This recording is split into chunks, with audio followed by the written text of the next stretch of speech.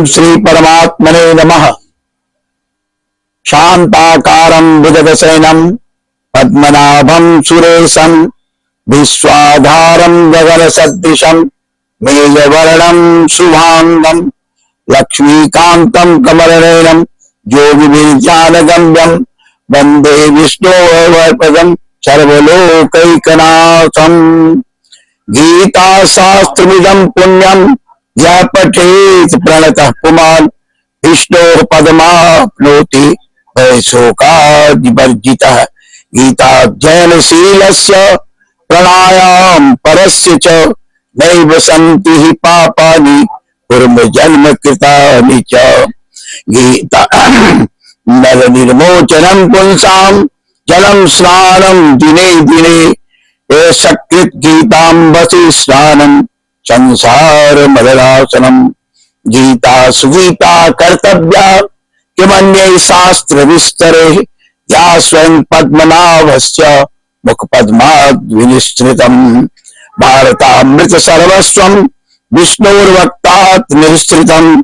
गीता गंगोदकं पीत्वा पुनर्जन्म न विद्यते। सर्वोपनिषदो गावो गोग्धा गोपालनन्दनः पार्थो वत्सः सुधीर भोक्ता दुग्धम गीतामृतम महत्। एकम शास्त्रम देवकी पुत्र गीतम एको देवो देवकी पुत्र एव एको मंत्रो तस्य नामानि यानि कर्माप्येकं तस्य देवस्य सेवा। विवेकानंद केंद्र भागलपुर के तत्वावधान में आयोजित इसी गीता जयंती समारोह में हम सर्वप्रथम स्थानीय विवेकानंद केंद्र के सभी पदाधिकारियों एवं सदस्यों को हृदय से साधुवाद देते हैं।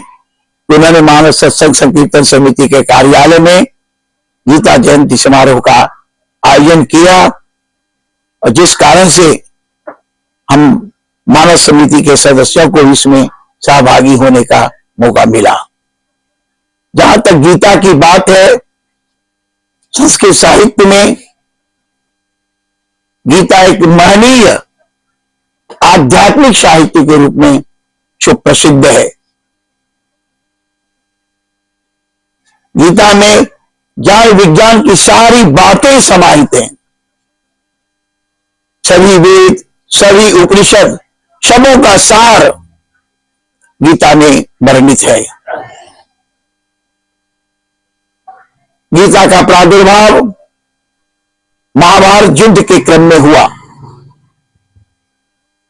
आज से लगभग 5000 वर्ष पूर्व महाभारत के मैदान में जब कौरवों और पांडवों के बीच युद्ध सुनिश्चित हो गया,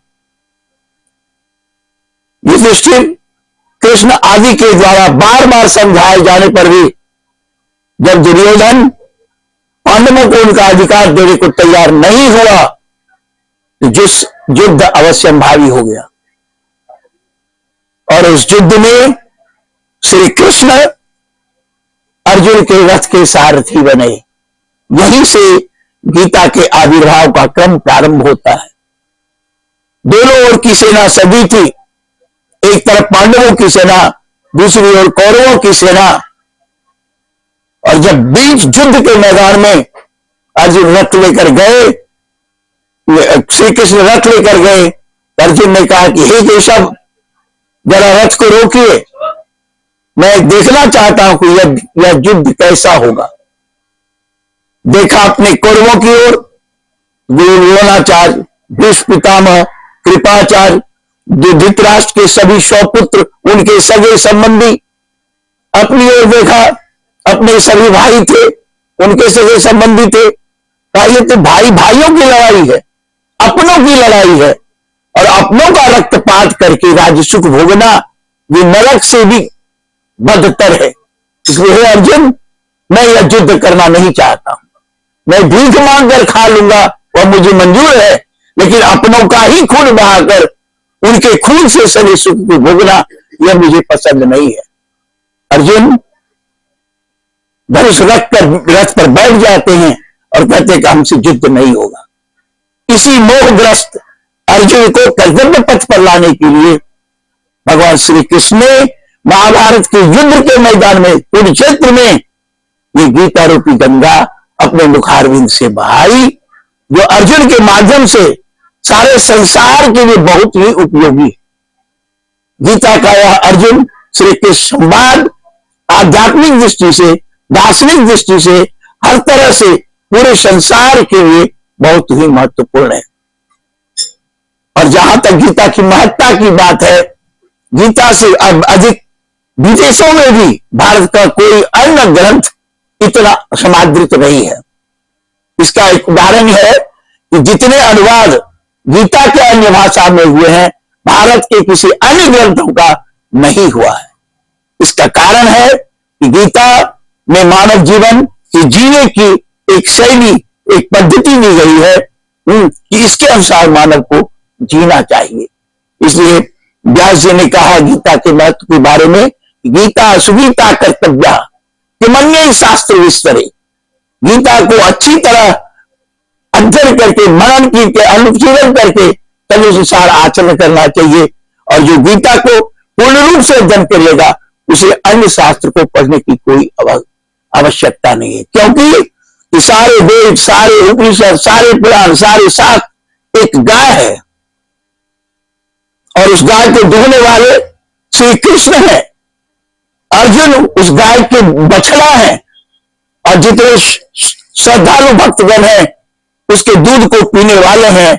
और गीता रूपी अमृत का दुग्ध, ये उसका दूध है। सर्वो विलिसिदो गावो दुग्धा गोपालनंदना पार्थो वत्स सुदृढ़ भोक्ता दुग्धम गीता मतम महत। हम अपने शरीर के मैल को धोने के लिए प्रतिदिन जल में स्नान करते हैं, साबुन लगाते, रगड़ते हैं, तो शरीर का मल साफ करते हैं।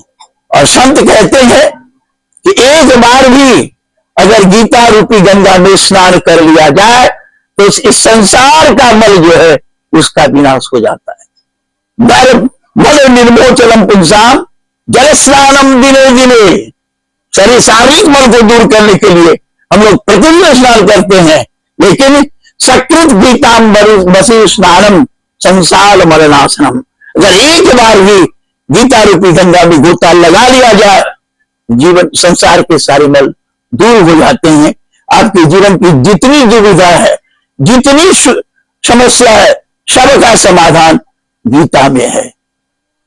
गीता हमें मृत्यु से भी बचाती है। मृत्यु का भय जीव को बहुत होता है। हमारे गांव में एक आदमी 2 साल तक रोज रात भर चिल्लाते थे, दौड़िए दौड़िए हम मर रहे हैं, हमको काल मार रहा है। 2 साल तक चिल्लाते रहे, लेकिन अपनी इच्छा से कोई मर नहीं सकता है। वो तो प्रभु का क्रम है कि जातक श्री देव मृत्यु देवो जन्म मृत से जो जन्म लेता है उसकी मृत्यु निश्चित है, और जो मरता है उसका पुनर्जन्म निश्चित है। इस शरीर में जो आत्मा है, जिससे हम प्राणवान हैं, जब तक शरीर में ताकत रहती है आत्मा को धारण करने की, तब तक आत्मा शरीर में रहती है। और जैसे ही शरीर की ताकत घटती है, शरीर छीन हो जाता है, रुग्ण हो जाता है, तो आत्मा शरीर को वैसे ही छोड़ देती है जैसे हम पुराने वस्त्रों को छोड़कर नए वस्त्रों को धारण करते हैं। वसांसी जीर्णानि यथा विहाय नवानि गृह्णाति नवोपराणि तथा जीर्णानि संजात नवानि संजात नवानि देहि। आत्मा चली जाती है। इसलिए आत्मा के विषय में अर्जुन तुम चिंता नहीं करोगे इस युद्ध में हम मर जाएंगे या तुम किसी को मार दोगे, क्योंकि न आत्मा न तो कभी मरती है न कभी जन्म लेती है, न जाए तो मृत है वहां। अगर कोई बुझता है कि हम आत्मा इस शरीर को मारेंगे, उसकी आत्मा को मार देंगे, वो उसकी नासमझी है। जो व्यक्ति हम दानम व्यस्तो मन्यते हतम वो तो न विजानीते नाय हंती न हन्यते। यह आत्मा न तो कभी मरती है न किसी के द्वारा मारी जा सकती है। इसलिए अर्जुन तुम क्षत्रिय हो, तुम्हें अपनी क्षत्रिय धर्म का पालन करना चाहिए। अगर तुम नहीं करोगे तो तुम्हारी वीरता की निंदा होगी, समाज तुम्हारे नाम पर थूकेगा, इसलिए इस मोह को त्यागो। तुम क्या लेकर आए थे और क्या लेकर जाओगे, किसको मारोगे तुम? ये कोई निश्चित नहीं है कि अगले जन्म में तुम नहीं थे, हम नहीं थे, ये राजा नहीं थे, सब थे, और फिर कहाँ होंगे इसका भी पता नहीं है। इसलिए इस जन्म में आए हो तो तुम्हारा जो कर्तव्य कर्म है उसको करो। गीता में सांख्य योग, कर्म योग, संन्यास योग, कर्म संन्यास योग, विभूति योग, अनेक योगों का वर्णन है। लेकिन मूल रूप से 18वें अध्याय में कहा गया है कि संन्यास योग और त्याग, त्याग अर्थात गृहस्थ धर्म, इस दोनों में बड़ा अंतर है। और संन्यास योग से बढ़कर कर्म योग को बताया है गीता में। सन्यासी आध्यात्मिक अनुशासन के लिए, ध्यान दीजिएगा शब्द को, आध्यात्मिक आसन के लिए, अनुशासन के लिए समाज और देश से अलग हो जाते हैं। लेकिन गृहस्थ अपने गृहस्थ धर्म में रहकर ही, अपने गृहस्थ धर्म का पालन करते हुए ही सभी आश्रमों का पालन करता है।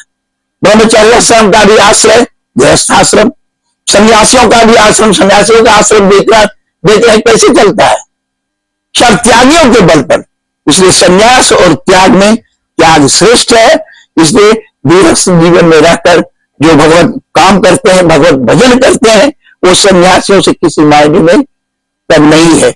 मूल रूप से गीता का सार यही है, मनुष्य को जितना भी कर्म है भगवान को समर्पित करते हुए, उनकी का प्रसाद है, जो कुछ भी आप कर रहे हैं या करेंगे उन्हीं की प्रेरणा से करेंगे, या समझते हुए संसार के, जब तक संसार में है तब तक आपको काम करना है। और काम करना चाहिए निश्चल भाव से।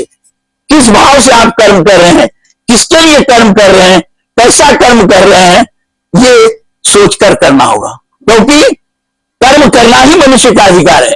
कर्मण्येवाधिकार से मां फलेषु कदाचन। अर्जुन, मनुष्य जो है ना, तो 18 अध्याय और 700 श्लोकों में निबद्ध एक महनीय ग्रंथ है। भगवान विष्णु ने मां लक्ष्मी से कहा है, गीता के जो 6 अध्याय हैं वो मेरे मुख हैं। 6 से 10 अध्याय तक ये मेरी भुजाएं हैं। 16वां हृदय अध्याय मेरा हृदय और मन है। 18वां हृदय जो है सो मेरे चरण हैं। और गीता के एक एक मंत्र और श्लोक मेरे प्राण हैं, तथा जितने अक्षर है गीता में वो मेरे शरीर के रोम रोम है। इसलिए गीता में मैं बसता हूं। मेरे स्वरूप को देखो, गीता को देखते हो समझो कि मैं ही हूं। गीता के रूप में मैं ही भक्तों के बीच में रहता हूं। इसलिए गीता मननीय है, अनुकरणीय है, पठनीय है, स्तुत्य है। सभी मनुष्यों को समय निकालकर गीता का अध्ययन करना चाहिए। कुछ अज्ञानी लोग हैं जो यह समझते हैं कि गीता गृहस्थों का ग्रंथ नहीं है, ये तो सन्यासियों का ग्रंथ है।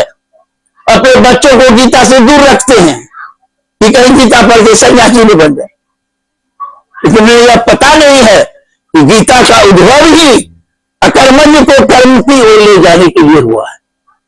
जब कृष्ण अर्जुन मोहग्रस्त हो जाता है, युद्ध करने से पीछे हट जाता है, उसको कर्म पथ में लाने के लिए श्री कृष्ण के मुखारविंद से यह गीता रूपी गंगा भगवान ने बहाई है, जिसको महाभारत के विश्व पर्व में महर्षि वेद व्यास ने लिपिबद्ध किया है। महाभारत की छोटी सी घटना है गीता, लेकिन बहुत बड़ी चीज व्यास जी हम लोगों को गीता के रूप में दे गए हैं। संपूर्ण विश्व में गीता का समादर है, यत्र तत्र सर्वत्र गीता का प्रचार प्रसार हो रहा है। इसलिए हम सबों को चाहिए हम लोग मन से गीता का अध्ययन करें, क्योंकि गीता अध्ययनशील प्रभायाम परस्य च नहीं संति पापानि पूर्व जन्म कृतानि च। जो गीता को पढ़ता है, मनन करता है और तदनुसार आचरण करता है, उसके इस जन्म के पाप तो कटते ही है, पूर्व जन्म में भी कोई पाप किया है वो पाप भी कट जाते हैं, और फिर इस जन्म का सब काम सुघड़ हो जाता है, बढ़िया बन जाता है। इसलिए गीता से बढ़कर कुछ नहीं। व्यास जी ने यह भी कहा है, एकम शास्त्रम देव की पुत्र गीतम। देव की पुत्र श्री कृष्ण के द्वारा गाया गया यह एक ही गीता शास्त्र पर्याप्त, जिसमें सभी शास्त्रों का सार है। एको देवा देवकी पुत्र वो, एक ही देवता है और देवकी पुत्र श्री कृष्ण है। एको मंत्र तस्य नामानि, एक ही जीवन का मंत्र होना चाहिए उस श्री कृष्ण के पावन नाम। ओम नमो भगवते वासुदेवाय, ओम नमो नारायणाय नमः। जो भगवान का नाम है उसको आप जपते रहें, ये महामंत्र है। और एक कर्म पेटम तस्य देव शिवा, और एक ही इस कलिकाल में कर्म है, उस भगवान का चिंतन करना, भजन करना, पूजन करना, स्तवन करना। कलयुग के बारे में लोग बहुत वर्णन करते कि कलयुग बड़ा भयंकर युग होता है, कलयुग में ये होगा, ये होगा, ये होगा, ये होगा, ये होगा। लेकिन संतों ने कहा है, तुलसीदास जी ने कहा है, कलयुग संभव आन नहीं जो नर कर विश्वास। अगर मनुष्य विश्वास करके कलयुग में अपना कर्म करे और भगवान का स्मरण करे, नाम जो है नाम स्मरण, ये कलयुग का सबसे बड़ा आध्यात्मिक साधन है। सारा काम करते हुए दिन भर खूब काम कीजिए, क्योंकि तो इस कलयुग में निस्वार्थ आपको एक कप चाय देने वाला धरती पर कोई नहीं है। एक कप चाय भी पिलाता है तो समझिए कि कोई स्वास्थ्य नहीं है। इसलिए काम करते हुए भगवान का नाम लेते रहे, आपकी जीवन यात्रा बिल्कुल सफल होगी। इन्हीं शब्दों के साथ गीता माता को नमन करते हुए अपनी वाणी को विराम देता हूं। गीता मातृ नमः, कृष्णार्पणमस्तु। ओम नमो भगवते वासुदेवाय। तथास्तु।